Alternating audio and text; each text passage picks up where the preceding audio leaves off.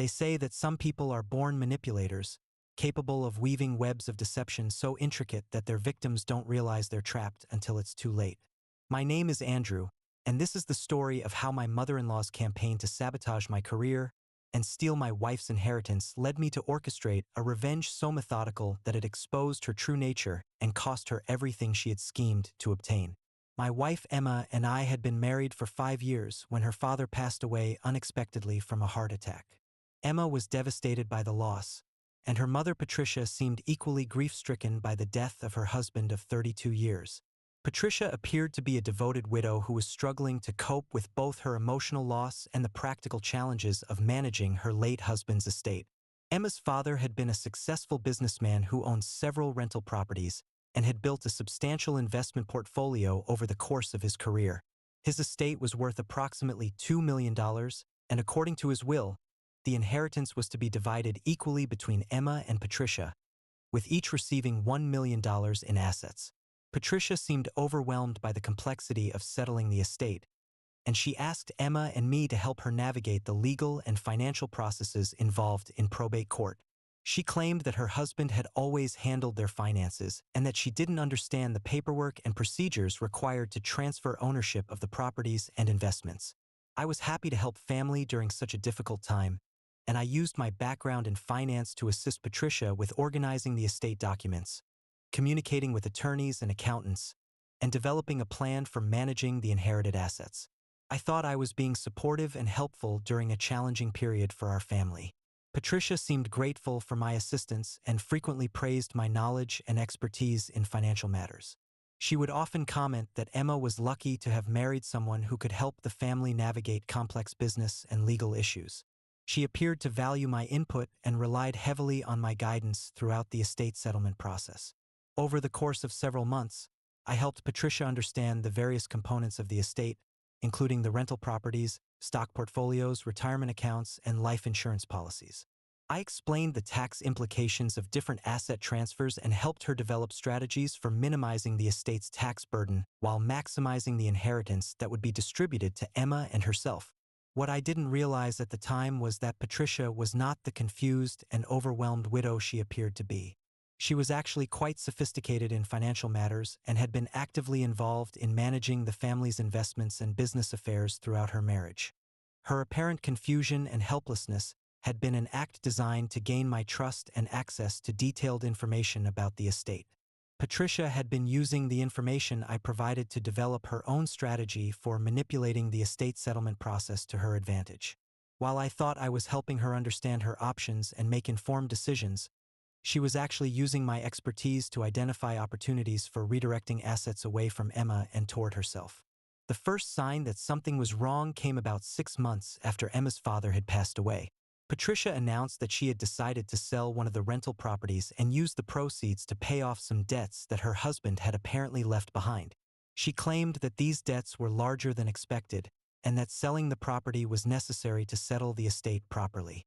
Emma was surprised by this development because her father had always been financially responsible and had never mentioned having significant debts. When we asked to see documentation of these debts, Patricia became evasive and claimed that the paperwork was with her attorney and that she didn't want to burden us with the details during such an emotional time. I offered to review the debt documentation to help Patricia understand her options and develop the most effective strategy for settling these obligations. But Patricia declined my assistance, claiming that her attorney had advised her to handle these matters privately to protect the family's financial privacy. This response troubled me because it was inconsistent with Patricia's previous behavior. Throughout the estate settlement process, she had been eager to involve me in every decision and had frequently sought my advice on financial matters. Her sudden desire for privacy and independence seemed suspicious and out of character. I began to pay closer attention to Patricia's actions and communications regarding the estate settlement. I noticed that she had been meeting privately with attorneys and financial advisors without including Emma in these discussions. Despite the fact that Emma was an equal beneficiary of the estate and had a right to be informed about all decisions affecting her inheritance. I also discovered that Patricia had been making unilateral decisions about the management of estate assets without consulting Emma or obtaining her consent. She had changed the management company for several rental properties, had moved funds between different investment accounts, and had made other significant changes to the estate's financial structure.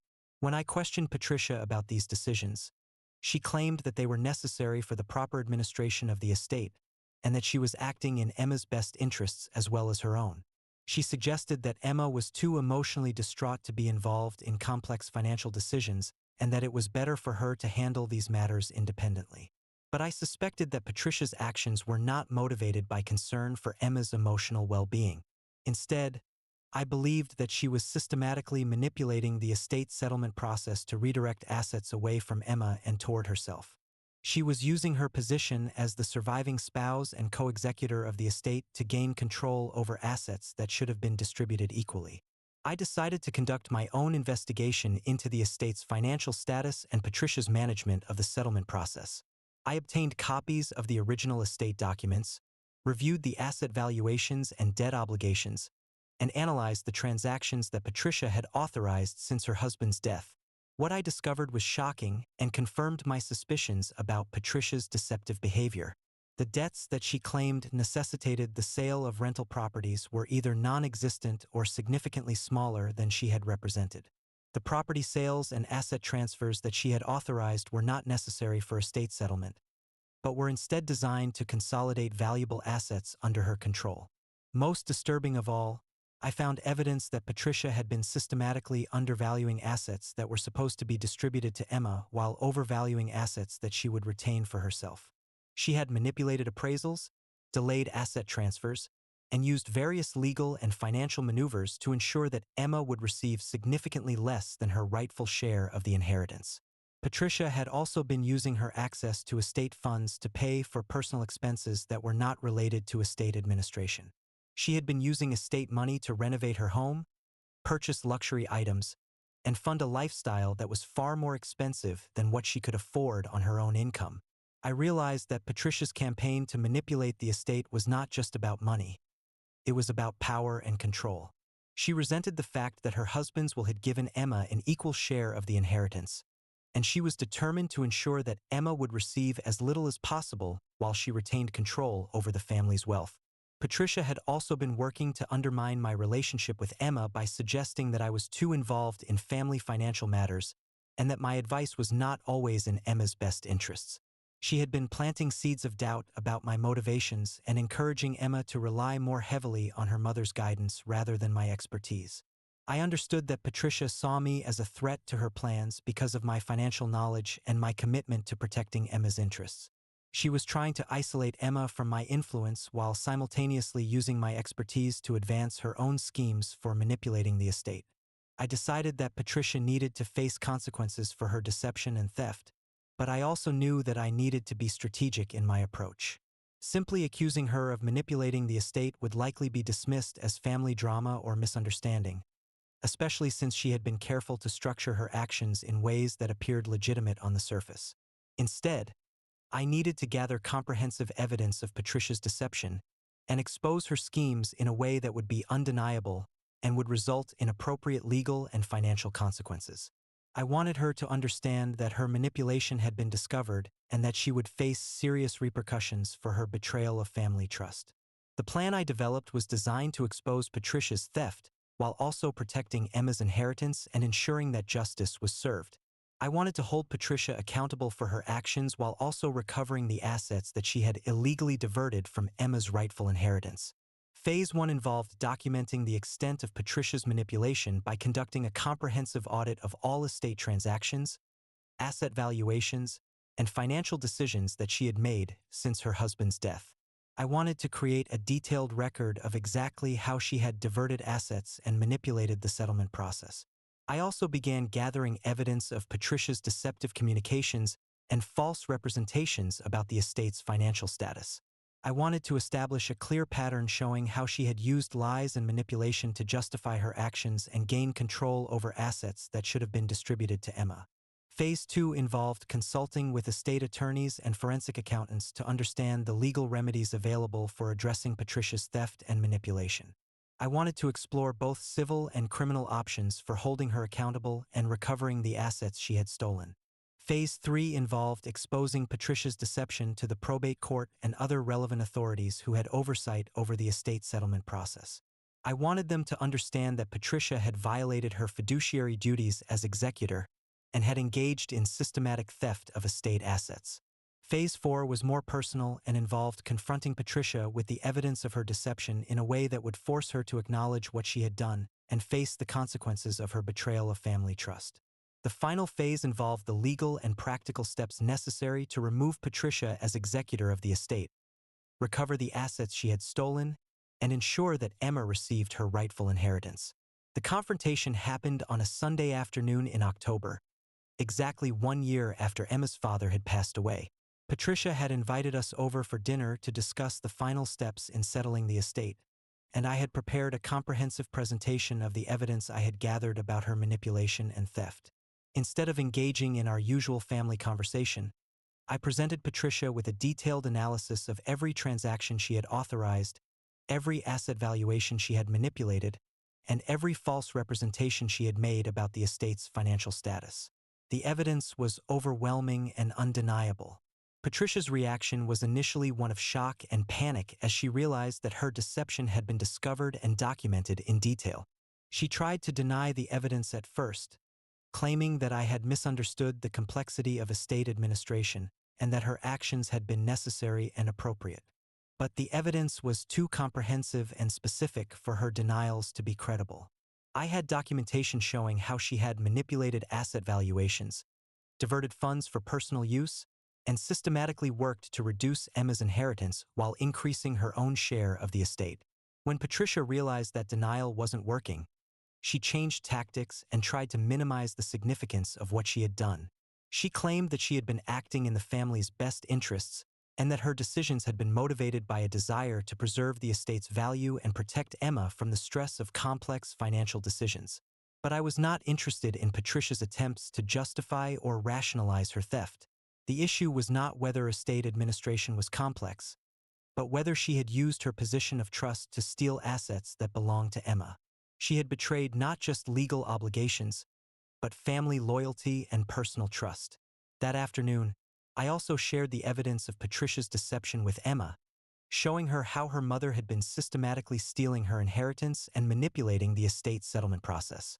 I wanted Emma to understand that Patricia's actions were not motivated by love or protection, but by greed and a desire for control. Emma was devastated to learn about her mother's betrayal and theft. She had trusted Patricia completely and had never suspected that her mother would steal from her own daughter.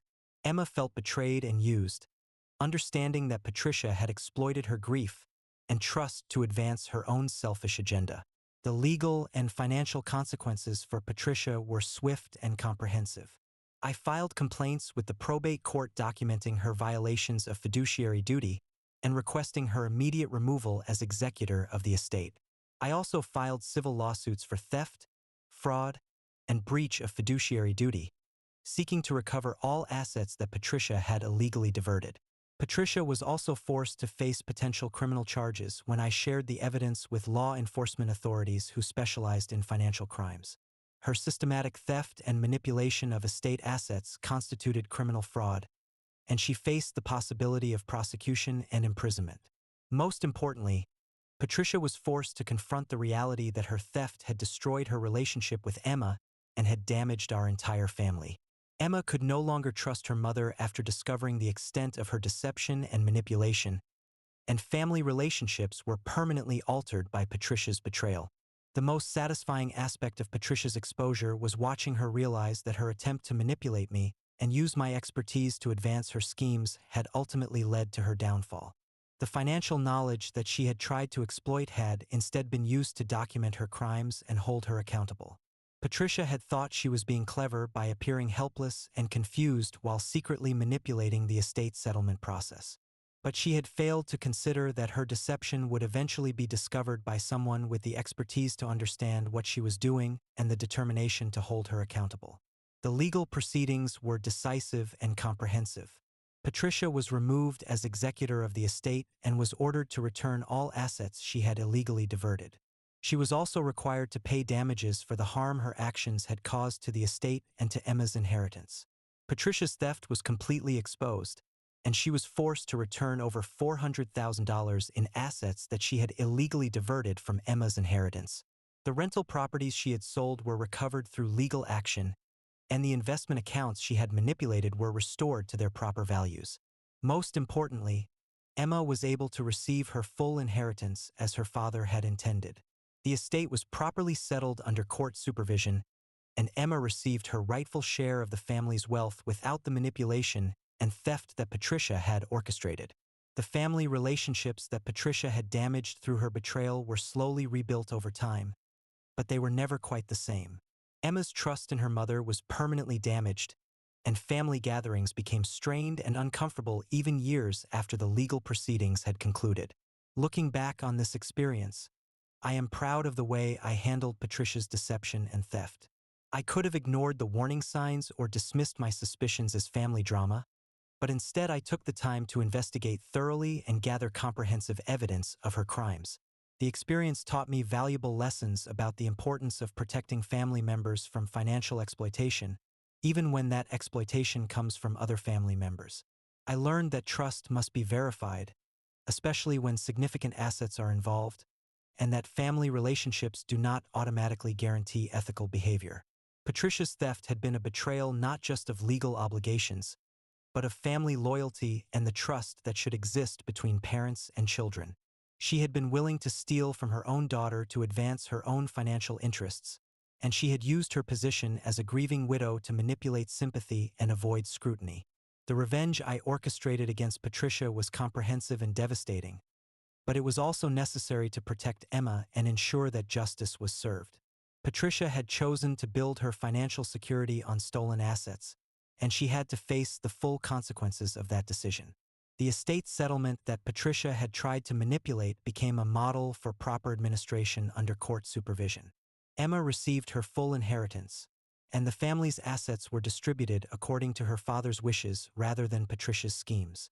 Most importantly, the experience strengthened my marriage with Emma as we worked together to deal with her mother's betrayal and recover from the emotional and financial damage it had caused. Emma was grateful for my diligence in protecting her interests, and our relationship was strengthened by our shared commitment to honesty and integrity.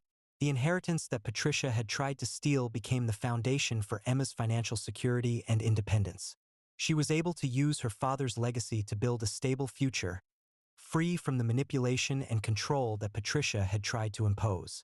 Patricia's story became a cautionary tale in our community about the dangers of financial exploitation within families and the importance of maintaining proper oversight of estate administration. Her downfall served as a reminder that theft and deception ultimately destroy not just financial security, but family relationships and personal integrity. The assets that Patricia had stolen were eventually recovered through the legal proceedings, and she was held accountable for every dollar she had illegally diverted. Her theft had been comprehensive and systematic, but it had also been completely documented and reversed through the justice system. In the end, Patricia's attempt to steal Emma's inheritance had achieved the opposite of what she had intended. Instead of gaining control over the family's wealth, she had lost her relationship with her daughter and had faced serious legal and financial consequences. Instead of securing her own financial future, she had destroyed her reputation and her standing in the community.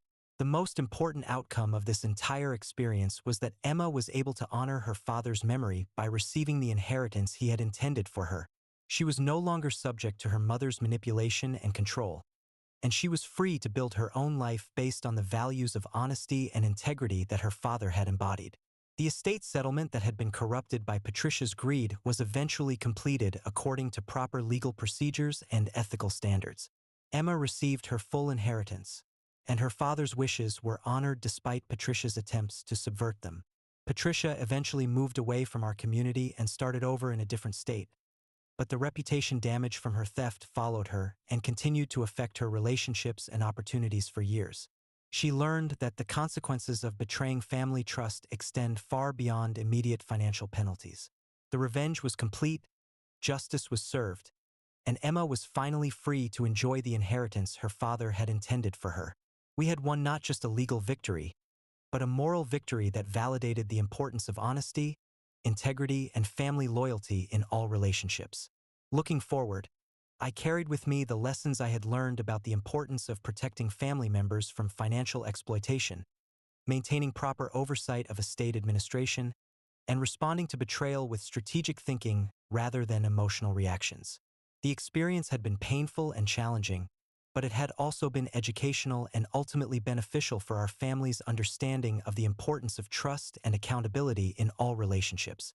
We had learned that we were capable of handling systematic betrayal with dignity and strategic thinking, and we had proven that theft and deception ultimately fail when confronted with evidence and legal accountability.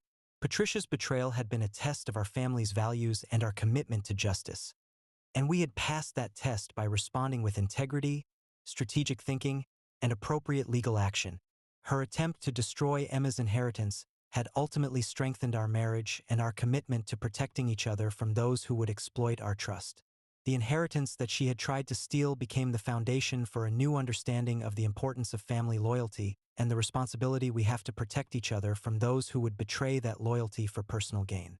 In the end, the revenge was not just about holding Patricia accountable for her theft, but about proving that honesty and integrity will ultimately prevail over greed and deception.